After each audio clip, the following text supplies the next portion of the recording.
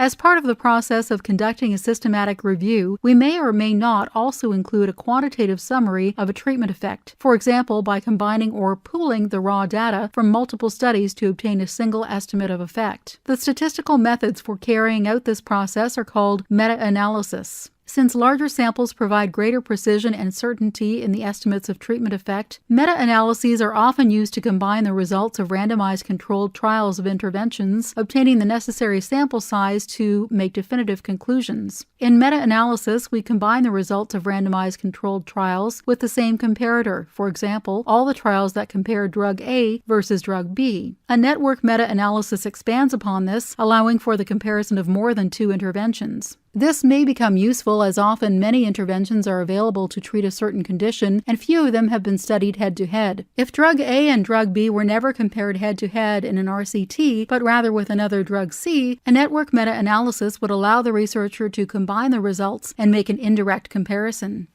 To help understand the usefulness of a meta-analysis, consider a classic study of drugs used to break down blood clots in patients having a heart attack. A systematic review and meta-analysis were able to demonstrate the usefulness of these drugs by pooling the estimates of multiple studies across the span of 30 years from 1960 to 1990. When examining the results, the authors were able to demonstrate that routine use of the drugs was recommended nearly 15 years after a statistically significant effect would have been demonstrated had a meta-analysis been carried out at that time. Each individual study did not provide any conclusive evidence. However, if the research were conducted to summarize and pool the effects of all the studies that had been conducted, the beneficial effects of the drug would have been established 15 years earlier. This dramatic example demonstrates the usefulness of meta-analysis. By pooling results, meta-analysis can increase the power of research studies to uncover the truth about treatments, which has major implications for healthcare.